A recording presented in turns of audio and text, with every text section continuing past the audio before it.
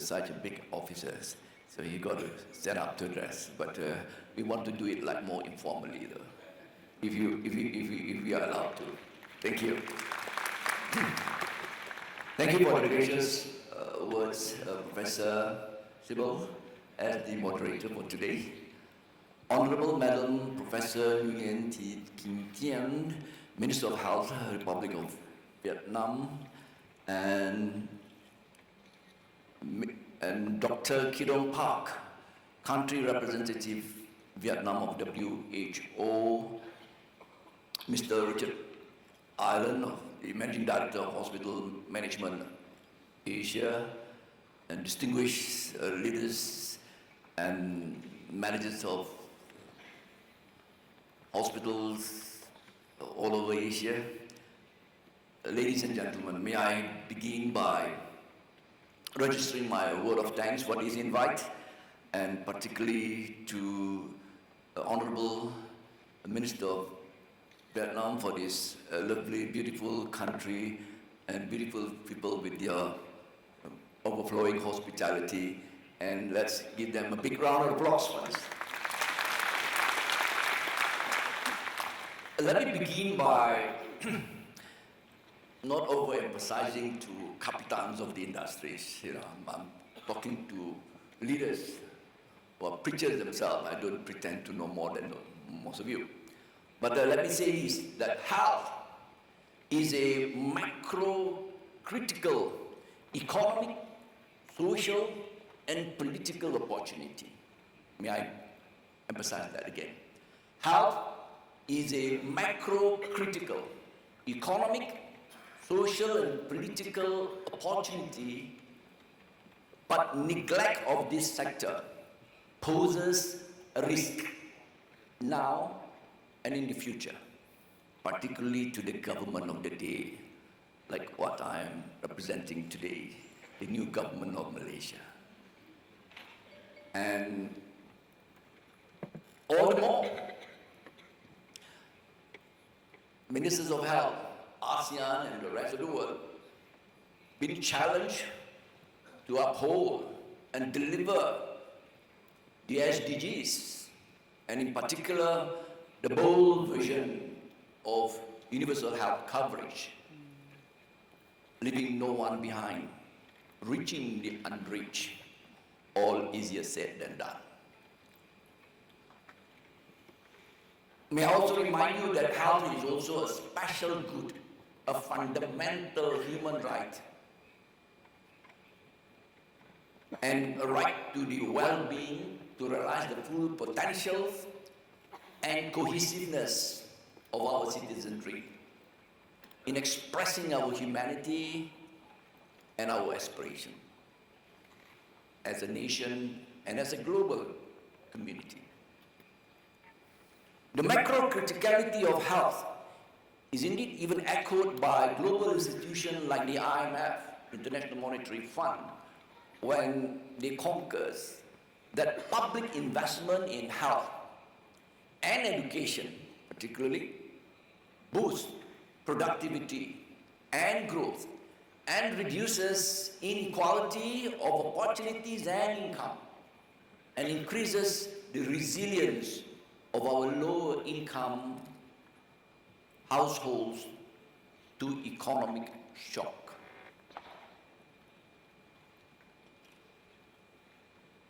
Moving to Malaysia quickly, healthcare, both public and private, is a significant and growing part of our Malaysian economy, occupying one over 20th of our GDP, more or less almost 5% of our GDP, and about 9% of our federal budget. And surely a key growth area of the Malaysian economy. Hence, all the more important that this 5% is contributed by both public and private. Hence, all the more important that among my pillars of reform is to see that there will be a more enhanced collaboration with both the public and private sectors, synergy. And hopefully will enlighten this as I move along and I explain this. Now, I must say that while Malaysia proud itself and has performed relatively well in the first century, we arguably have not been able to maintain such commendable performance in the current century. I wouldn't want to go into great detail on that. And hence the more reason why, if I could quickly summarize my main health reform, that among the main pillars of reform that I wish to undertake is to first transform the public healthcare delivery, which form the pillar one of the reform, and coupled with regulatory reform to establish a value-based private healthcare milieu as the second pillars, and together with a health financing reform, which form the third critical pillars. And we hope in so doing, it will enable the establishment of a modernized, technologically native, patient or person-centered integrated healthcare model based on choice and value. And moving fast forward and focusing on the private sector as a second pillar, let me take the opportunity to thank the Private Medical Practice Control Division under the Medical Practice Division of the Ministry of Health, and working in tandem, working hand in glove with the Private Healthcare Productivity Nexus, PHPN, and the champion is around here, Dr. Jacob Thomas, have initiated many initiatives and have also recommended and already embarked on many initiatives. Let's give Dr. Jacob Thomas a big round of applause for all this effort. Thank you, sir. Now, beyond just removing and reducing unnecessary regulatory burden on private hospitals, in the sense of setting up new hospitals, and beyond just the issues about harmonization of requirement in the process of setting up new hospitals, beyond just digitization of, for example, an online platform for applying and renewing of hospital licenses, beyond just technical guidance for disaster management plan for high-rise hospital, which is the current thing and been looked into seriously now. More importantly, I would really want to see some concrete private sector regulatory reforms in the light of nurturing a value-based private healthcare milieu. And it is, of course, very desirable to have a dynamic private healthcare services sector, and of course, with a strong health industry, while the government's responsibility is to ensure access to affordable, high-quality care to citizens. And this surely is best achieved when both public and private sectors work in tandem and not in isolation. Hence, the purpose of this reform to the private sector is to introduce global best practices, particularly value-based healthcare, and into the stewardship of the private health sector, and to lay down regulatory groundwork for establishing enabling environment for both public and private sectors. And this would be facilitated by all the other reforms and pillars of reform that would also be concurrently undertaken. And of course, towards this, a joint regulatory review would certainly be in order. And it would be made up of health professionals, health providers of both the hospital and clinics, financing institutions, and as well the MCOs, and health insurers and takaful. Yeah. This holistic review is to strengthen alignment and harmonization of regulations. And this is as well to ensure that out of this, there will be truly, in terms of best practice, private hospitals get to embrace best practices, in particularly over the issues of patient safety goals and patients' expectations and fulfilling and enhancing patient experience. And this would be the way to go for value-centered private healthcare practices. The end result, and of course I've said it again, this holistic review is to strengthen alignment and harmonization of regulations, identify and address gaps and weaknesses in both regulatory instrument and the capacity of the regulators, and mitigate real or even perceived conflict of interest. That has always been the problem of the private healthcare sectors, that negative perception of being essentially profit-driven. All the more now that must be put in place of regulatory and value-based healthcare practices. And this is how we would, be able to handle and address all this negative perception, and more importantly, within my reform, to in fact dismantle this Dewey construct of public and private. And in the final analysis, to deliver a healthcare system with a one payment kind of a system that will allow the citizenry to have a choice and values of both public and private together. So we actually dismantle that Dewey construct of public and private sector. So the end result of this private sector regulatory reform is a private sector that is reoriented toward a value-based healthcare and enable them or able to work in tandem on a common operational platform with the public sector. I think that will be sufficient for the first round. I thank you very much for your attention. Thank you. Good morning. We listened to the comprehensive presentation from the Dr. Park, WHO. It's a very comprehensive presentation. And we have just listened to the Dr. Dzulkefly Ahmad, Malaysia Minister of Health, for the very good policy from Malaysia. I think that's already advanced country in Southeast Asia for in general and especially for health sector. And what about Vietnam? I just would like to share you about the story how we have a reform for health system, general speaking, especially for hospital management.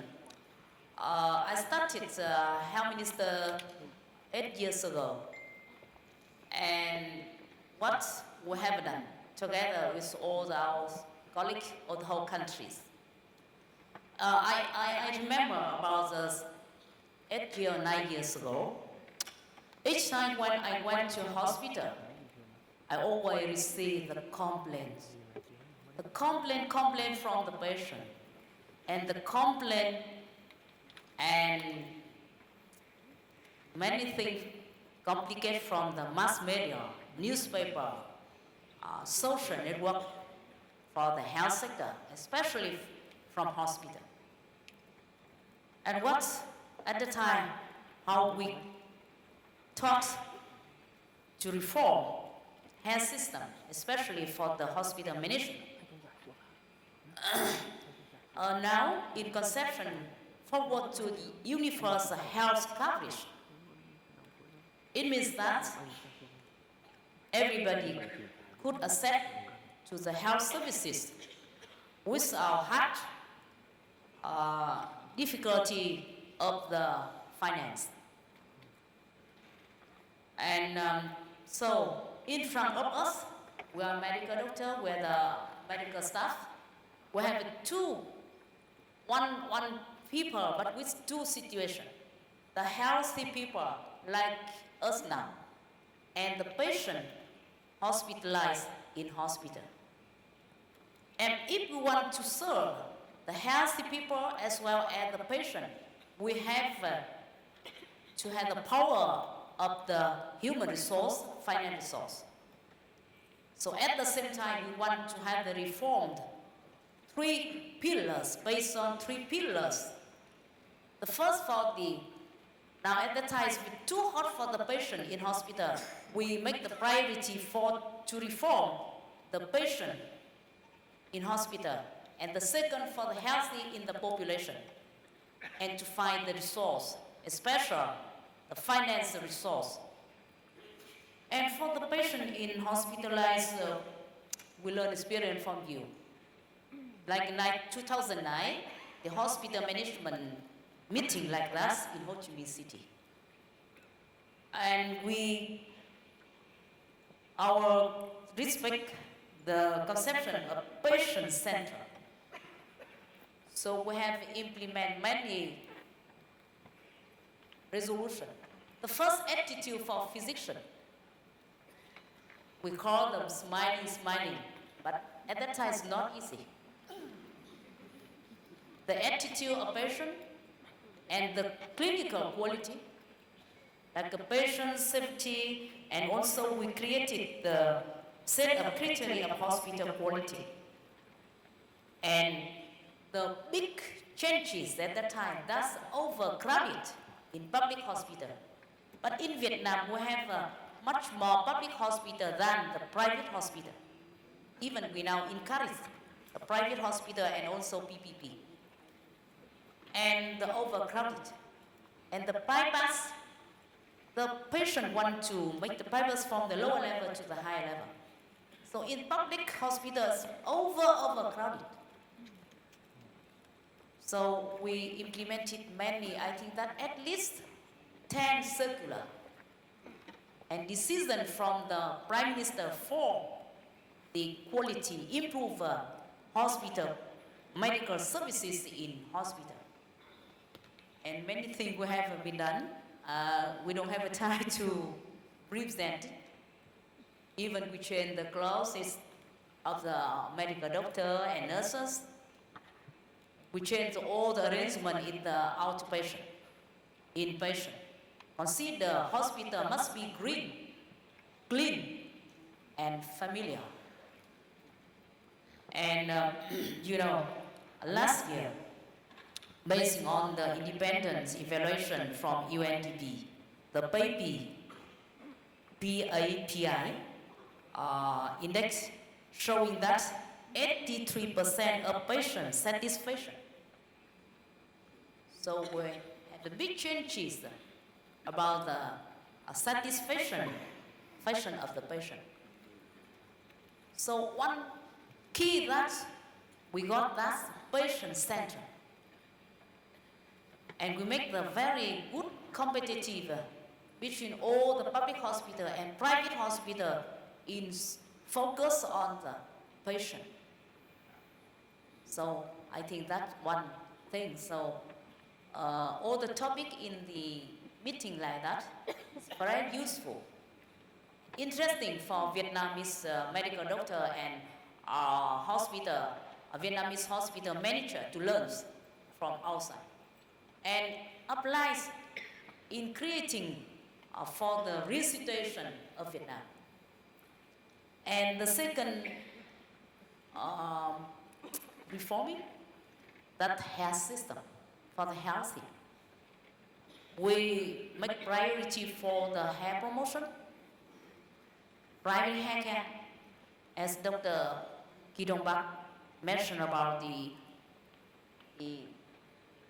help after 40 years from the Alberta primary hair care prevention in order to well control of the emerging outbreak and endemic epidemic like dengue, H4N1 disease, and Ebola and Mercury and Zika. And also the vaccination for measles control. That's public health and also early detection screening. We started apply for the breast cancer screening and something for the early detection of cancer, diabetes, and heart hypertension. Attach it with the improving the community health center, following the family medicine model. Why we have to improve the public health system? Because if not, we make the overcrowded in public hospital, and we will spend a lot of money for the treatment of the inpatient in hospital. So it causes inequity, because our population nearly 100 inhabitants, and we are still the low mid-income countries. So health promotion, primary health care, prevention, and community following family medicine is one key also for our reforming policy. So for the healthy, for the patient, of course for the patient is the key topic of this meeting for hospital management. But for the reforming, we have to consider that like a two pillar. And what about the third pillar?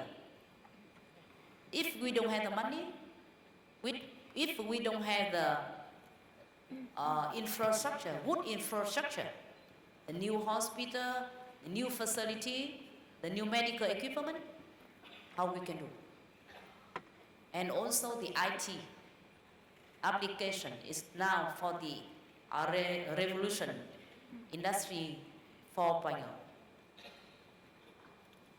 And also, what about the finance? We try our best to get the social insurance coverage now nearly 90%. The short time increase, and it protect the poor people and near poor people from the hardship and the poverty. And we reduce the out-of-pocket money in order to make the equity by increasing social insurance coverage.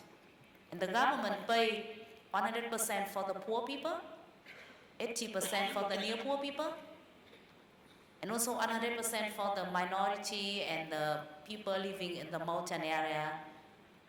Yes, sir. And also we change the payment method. We apply the capitation, and we make the pilots at DRG. And we encourage the private hospital activities, and also encourage PPP. And firstly, just for the medical devices for PPP, but for construction building, it's not easy. So, you know, now in our public and private hospital, we have all the modern medical devices as other countries. So we can apply all the high technology. And at the same time, we make the technical transfer for the lower level as the province, district, and commune level. So it makes equity. The people in the remote provinces, they can receive the high technology from the high technology transfer from the central level. And we receive many ODA finance resources from EU, from ADB, from World Bank, from Czechia. So for transfer technology. So we think that we have implemented 3 pillars reforming for patient. We consider patient central the first priority, and the second for the healthy people. We make the people healthy and happier, basing on the patient and people satisfaction. And the third pillar, that's finance. What about the human resource? We reform the medical education and encourage every chance for the further medical training by the many TOT training from the center to province to district to commune. And we propose at least 2 and 3 big ODI projects for medical education and learning experience from Korean, from the United States, from Australia, even from Malaysia, from Philippines, from Thailand. And we have many special to send the young and good quality medical doctor. After specialized training the specialized, they go to the district and remote hospital for practice. And how we implement successful this policy? We modify all the policy from outside and apply for the real situation of Vietnam. Because we don't have a time, but it's our very ambitious and we follow all the day.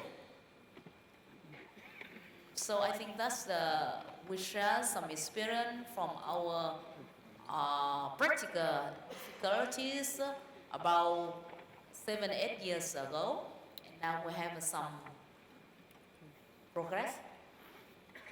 So it's good chance for us to learn experience from outside, especially for the hospital management. Thank you so much.